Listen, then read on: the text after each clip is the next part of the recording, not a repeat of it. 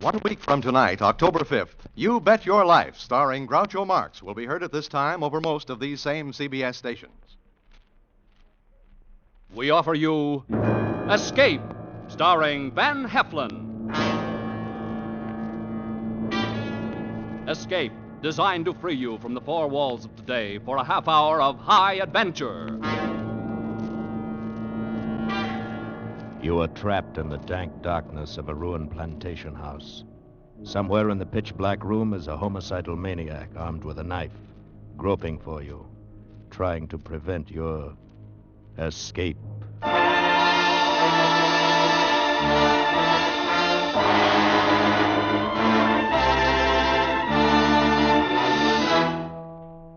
Tonight, with Van Heflin as John Woolfolk, we escape to a deserted sandpit off the coast of Georgia, where terror stalks under the Spanish moss, as Joseph Hergesheimer tells it in Wild Oranges.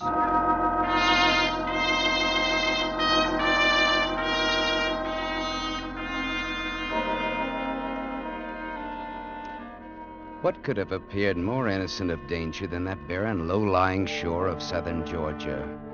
What could have seemed less laden with terror than that lovely little cove, so tranquil and well-sheltered, so warmly bathed in late afternoon sun as we dropped the anchor of our ketch and prepared our mooring? And yet there was something. First, it was an aroma. A grove of wild orange trees in late bloom grew defiantly amid the tangled undergrowth of the shore. The scent was strong and exotic and heady. And as I smelled it, I felt a vague uneasiness. Then, as I watched the shore and Halbert, my sailor, unfurl the sails, the mirror of the cove was shattered by a movement. At first, I thought it was a fish leaping and playing in the water. Came round a spit of land from an inner bay, and then Halbert was beside me.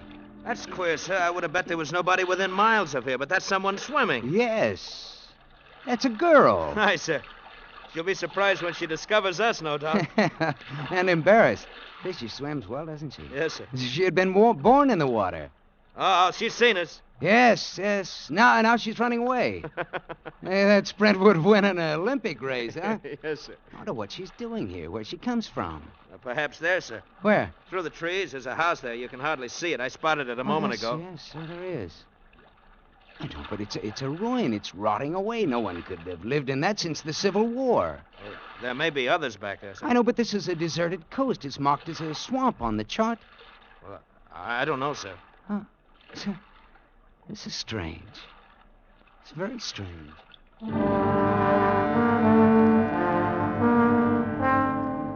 Yes, it was strange. And stranger still was this vague uneasiness that I felt. As twilight fell, the aroma of the wild oranges was overwhelming.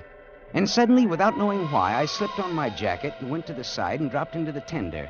Halbert stood by to cast off. He asked no questions, and I said nothing. What could I say? I didn't know myself why I was going.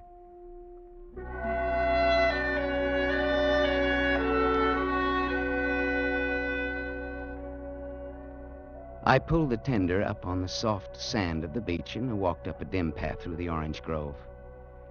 Around the side of the house, where a smaller portico held off the weeds, a single doorway was framed in the pale light of the inner lamp. As I approached, I saw a shadow flit across it so swiftly, so furtively, that it was gone before I realized it had been a man. And then I saw her, sitting on the portico, rocking softly in her chair. What do you want? Oh, nothing. I came ashore. I thought no one was living here. You're from the white boat that sailed in at sunset? Yes, and I'm returning immediately. It was like magic. Suddenly, without a sound, you were anchored in the bay. Well, I've robbed you, too. I picked a couple of your oranges. You won't like them. They run wild. We can't sell them. Well, they have a distinct flavor. I should be very glad to have some of them on the boat. All you want. Well, my man will get them and pay you. Please don't. Nicholas attends to that. Won't you sit down? My father was here when you came up, but he went in. Strangers disturb him. I should be getting back. I'm sorry to have disturbed you and your father. No, it's nothing. Well, good night, then.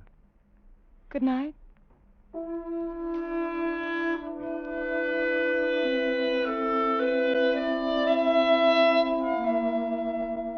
That was all, a fragment of commonplace conversation, but it was enough. Now the uneasiness I felt, the strangeness of this place took shape for me. I saw it in her lovely, fragile face. I heard it in her voice. There'd been a hidden terror, a terrible, controlled fright that approached hysteria. But when I got back to the boat, Halvard made it even worse. Find anything, sir? Well, there are people living there. Well, there'll be water then. Maybe we can stay here for a couple of days. What do you mean? Well, this is good anchorage. I'd like to unship the propeller, and there's some scraping to do. Yes, I suppose you're right. We need a couple of days of work before we head into the open sea. Yes, sir. Oh, we'll do it here.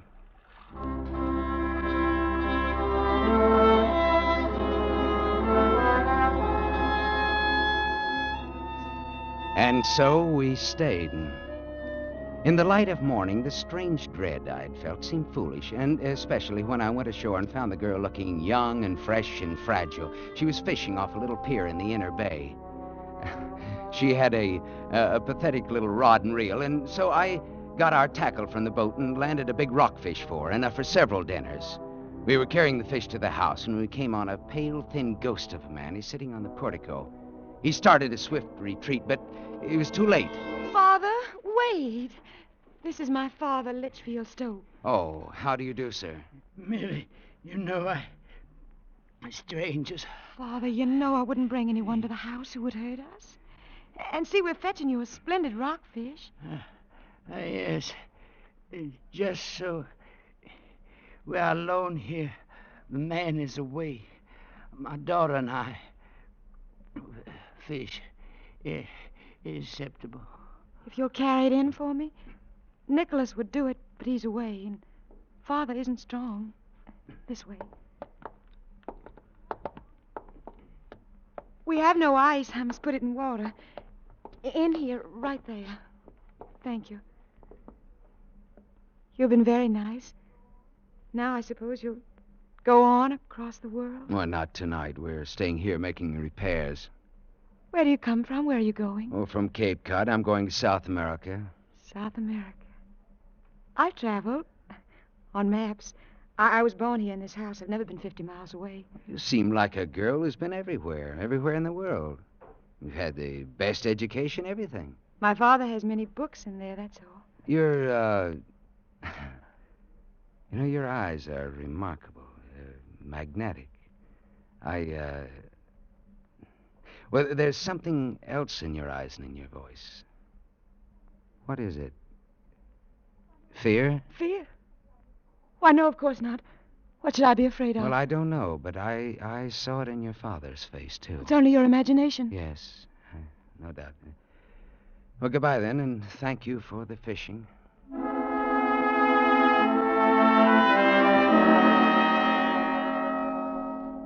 Strange how this girl would have upset me so. I tried to resist, but that evening I found myself going back to her. Tying the tender into the little pier, I watched her as she came to meet me. I'm glad you came. Let's stay here by the sea. It's so lovely in the moonlight. All right. Oh, it is nice here, isn't it? Nicholas is back. Nicholas. He's our man. I lied to you today about fear. I suppose I am afraid. I suppose my father's passed some of his fear on to me. Why is he afraid? Well, that's a long story going back to the First War. He was a young man then, and he didn't go to war. It wasn't that he was a coward exactly. He just couldn't adjust to it mentally. People laughed at him and threatened him. And that's when a sort of perpetual fear started. He ran away, met my mother and married, and they came here. None of us has ever left this lonely place. Never will, perhaps. And your mother? She's dead. Loneliness killed her. Perhaps it's no wonder that I sound timid and afraid. Perhaps I am. Aren't you lonely, too? I don't know anything else. But what about you? Who are you that you go sailing about the world with only a sailor for company? No, I'm nobody. My name is John Woolfolk. And you do nothing but sail about the world? Nothing. Why? Oh, well, let's say that I don't like modern society. Let's say that I don't like entanglements. I see. Oh, no, I didn't you mean needn't that. apologize. I envy you your freedom. I sit here a great deal and watch the ships far out there on their water roads. You are enviable, sailing where you like, safe and free. Safe, free. There's something more than you've told me. There's more behind this fear in your voice. No. But look, perhaps I can help. No, please. Oh. What's that? It's Nicholas. He's blowing on the conch. I've got to go in. Wait a minute. I'll come with please, you. No, don't come. You'll be going soon? Tomorrow, perhaps. Then, goodbye. Goodbye.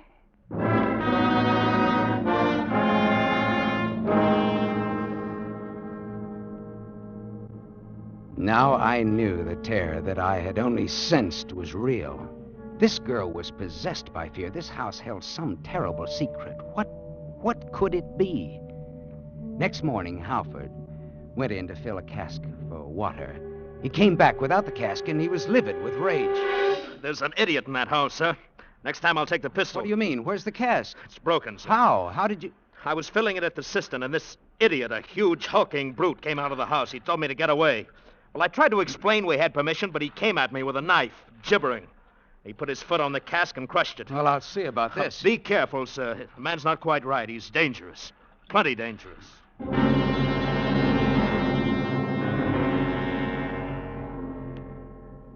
I went ashore and around to the back door of the house. Millie wasn't in sight. When I knocked, a lumbering giant with pig-like eyes came to the door. Are you, Nicholas? What do you want? Well, I take it you're the man who broke my water cask. It was full of our water. Look, I'm not going to argue with you. I came ashore to instruct you to keep your hands off of my property and my sailor. And let our water be. I told you that I wouldn't discuss the water. I don't have to justify myself to you. Just remember, keep your hands off. Don't get me started. What do you mean, started? I don't care what you do. Don't get me started. Mind now, I want you. Don't get me started. Put down that knife. Go away. Don't get me started now. Go away. Stand back. Don't get me started. Nicholas, stop. What is this? What's the matter? Well, nothing. Nicholas and I had a little misunderstanding, that's all. You tell this man, Millie. Tell him to go. And don't get me started. Nicholas, put down that knife! Now, Mr. Wolford, please. Please go. I have never seen such terror in a woman's eyes. I felt completely helpless as I turned. I went on back to the boat. But mingled with her terror, I'd seen something else in Millie's eyes. There was a plea. And I knew there'd be another meeting between me and Nicholas.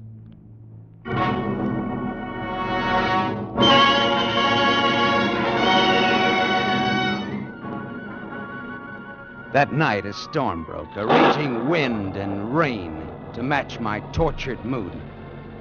I hardly slept. Millie's face was always before my eyes, and by morning I knew that I must do something. I rode the tender in through a drizzling rain. I went up through the orange grove and stopped in some bushes by the house. Someone was coming out of the house, and so I crouched down out of sight. It was Millie. I rose, and I called to her, Millie! Oh, it's you. I was just coming out to look. I was afraid you'd gone out. The sea's like a pack of wolves. I won't go alone. Now, you not without you, I won't. What are you saying? That's madness. No, I've got to talk to you. There's a lot that needs explaining. Things that I have a right to know. No, not here. Come.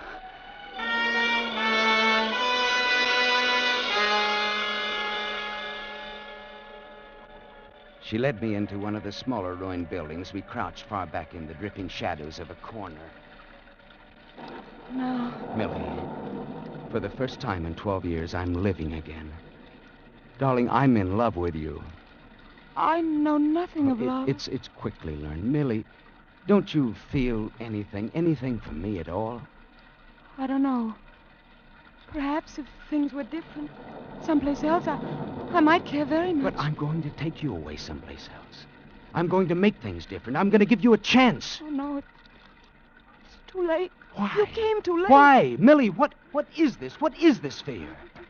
Nicholas. Oh, that's foolish. He's nothing to be afraid of. Has he been bothering you? He says he's crazy about me. He says I must marry him. Where is he now? Oh, no, John, you mustn't. Something frightful would happen, John. Not no. frightful, just unfortunate for Nicholas. But you don't understand. He's not human. There's something about him. What about him? He came here in April. We were glad to get him. Servants impossible to get back here in the wilderness, and he'd work for the smallest wages. Only a few days ago I found out why he was glad to be here. I was cleaning his room and I found this. Let me see that. Wanted for murder, Isaac Nicholas. A homicidal maniac. He knows I found it. He knows, and he's been furious. And then you came and he ran and hid in the pines. But he told me if I spoke about him, it would happen to me. And if I left with you, it would happen to Father. Now he thinks I'm in love with you. He told me to send you away. He said you must leave today. Millie, I should have realized this. I'm not to stay away for longer than now. I must go, John. Look, Millie. It'll take us a couple of hours to get our boat ready. I'm going to come for you tonight at 8. Now, you tell him that you saw me and I promised to go. Act quietly. Say that you were upset, that you'll give him his answer tomorrow. Then at 8, you bring your father and walk out to the wharf. Now, that's all, but do it. Without hesitation or preparation. Don't let him hurt us. Please don't. Not now. He's finished. But do just as I say. It won't be long, hardly 3 hours. And then you're going to be free.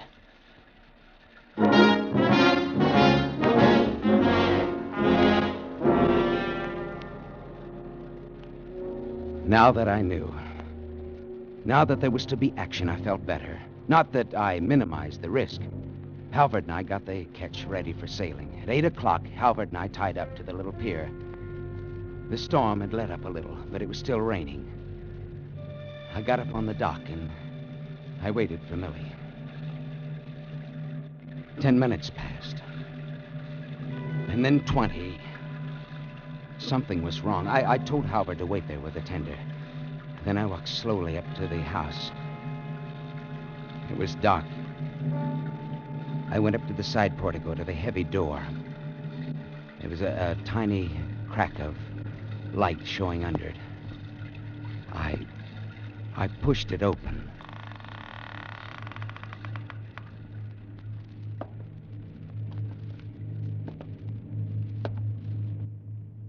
The light came from a parlor to the right. I looked in. On the floor lay a body, her father. He was dead. He was crushed. His arm twisted grotesquely under him. There wasn't a sound in the house. Slowly, I walked through the downstairs rooms. Nothing. Then, back in the hall, I heard a slight creak. Upstairs, someone had moved.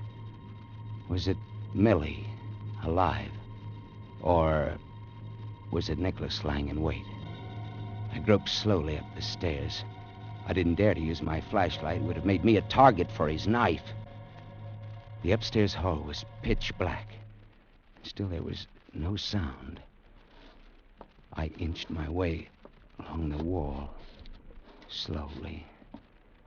And then I stumbled on a loose board. The pistol flew out of my hand, but the stumble saved my life. At the same instant, I felt Nicholas lunge, heard the knife sing past my ear and thud into the wall. I felt his great bulk smashing on my shoulder. My gun was somewhere on that dark floor. His knife was embedded in the wall. Now we were grappling hand in hand, rolling on the floor, kicking, tearing, gouging, crushing. My strength and wit against the massive bulk of a maniacal killer.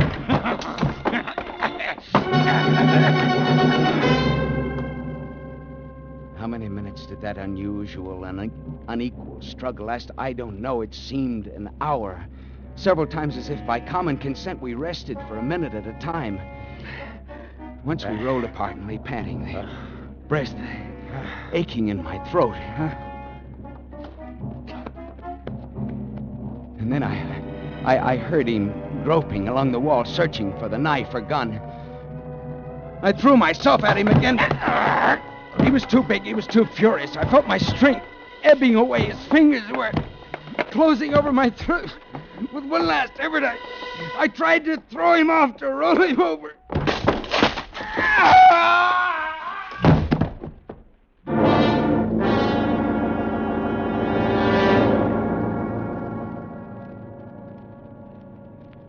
I staggered to my feet. I was dazed. I looked up.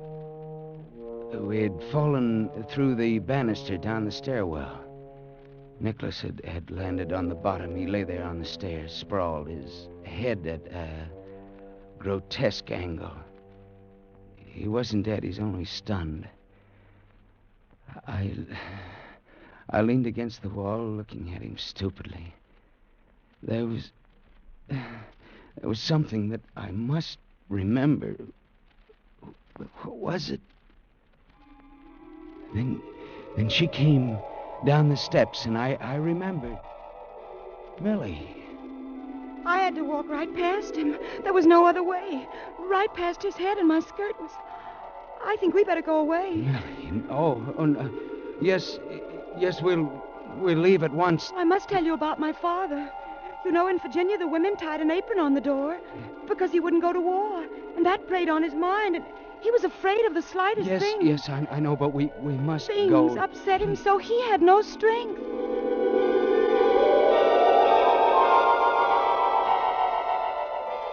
To hear her talk like this, like a sick child, was almost more than I could bear. Then I heard something. Nicholas had got up. He stood up and stared at us for a moment, and then he started slowly up the stairs. He was going after that knife. The least little thing upset him. Millie, look, we've got to go. I was to meet a man. We were going away someplace where it would be peaceful. But Nicholas suspected, you see. He asked why Father had put on his heavy winter clothes. And then when I tried to go out, he pushed me. Millie, and do you know what Father did then? He came up and said, "Don't do that. Take your hands off my daughter." His lips shook a little. But he said it. That's the important thing. Yes, of course. Your father was a brave man after all. But please, now come. You were supposed to meet a man. That man's waiting for you. There's no time to lose. Father said, "Take your hands off my daughter." Nicholas killed him, of course. But it was a brave thing to do. Yes, now come.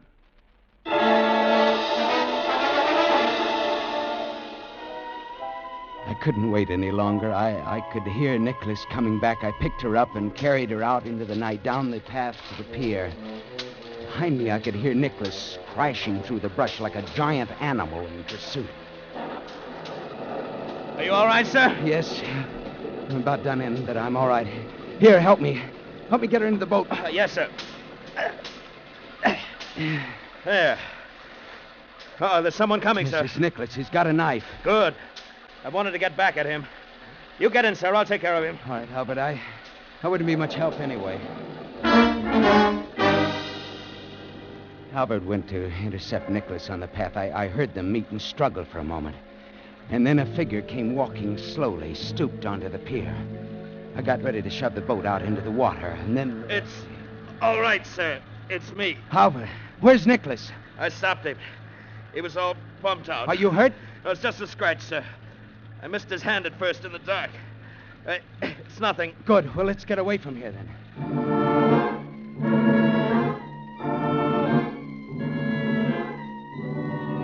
I held Millie in my arms as Halbert rowed to the ketch. Erratically, I suppose because of the storm. We were ready to cast off in 2 minutes. The last obstacle would be the narrow passage out of the cove. In this storm, it would be very dangerous. I started to take Millie into the cabin. No! There's Nicholas in the doorway. Oh, nonsense. Nicholas is dead. You're on my boat. You're safe, Millie. Safe? With John Wolford? I am John Wolford. But you didn't come. Yes, I came, Millie. You're safe. Please, come. I'd rather stay up here. All right. You sit here beside Halford. I'm going up front to take soundings. In this wind, you won't be able to hear me if I call, No, sir. but you can hear me. Remember, we only have 3-foot clearance. Now, you'll have to hold it steady through that passage. Yes, sir. Halford, now, this is no time to be brave. How do you feel? I feel all right, sir. I've taken knives before. All right. Just a scratch. All right, fine. Now, we'll fix it just as soon as we get outside. All right, now, let's go. Pull up your anchor and turn over the engine. Yes, sir.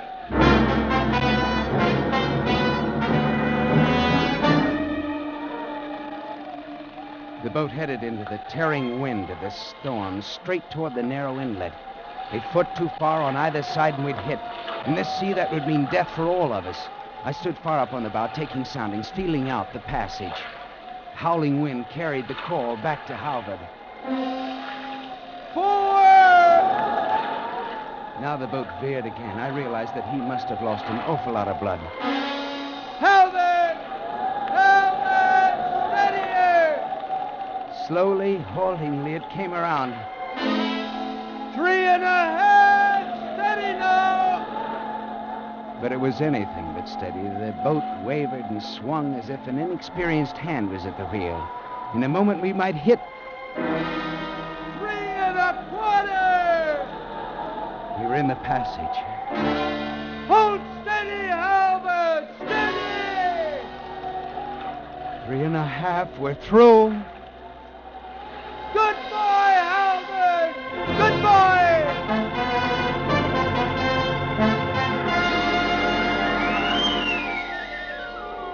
Good boy, Halbert, I called. But when I went back, it wasn't Halbert at the wheel. It was Millie.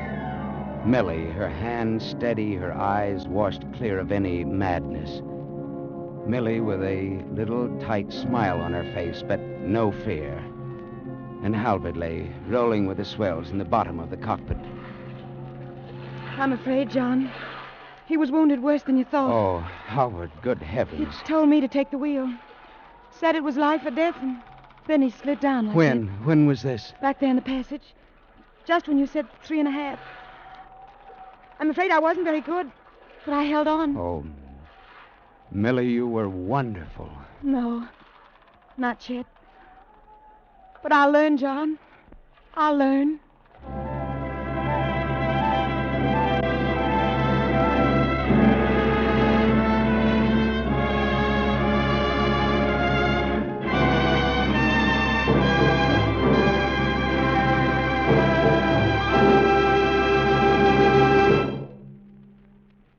Escape was produced and directed by Gordon T. Hughes, with Van Heflin starring as John Woolfolk. Tonight we have presented Wild Oranges by Joseph Hergesheimer, adapted for radio by John Dunkel.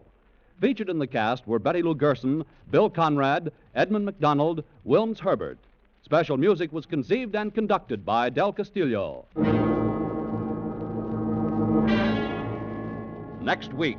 You are following a man whom you must kill to the bleak wastes of a tiny island at the bottom of the world. And you know that one of you can never escape. Next week, we escape with John Russell's grim story of revenge, The Primitive. Good night, then, until next week, when once again we offer you Escape.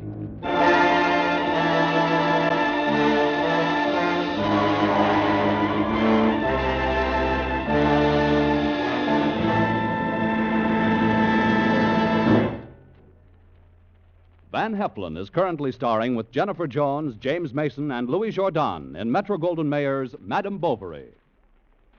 Starting 1 week from next Saturday, October 8th, Escape will take a regular place in the CBS Saturday night schedule. That's 1 week from next Saturday, October 8th, Escape. Next week at this time, you will hear CBS's latest addition to its fine Wednesday night shows, You Bet Your Life, starring Groucho Marx. This outstanding comedy quiz, highlighted by Groucho's fast ad-libs, has won a Peabody Award and a high place in America's comedy favorites. Next Wednesday, it joins the parade on CBS, where it will be heard along with The Bing Crosby Show and Burns and Allen on most of these same CBS stations. Stay tuned now for The Bing Crosby Show, which follows immediately over most of these same stations.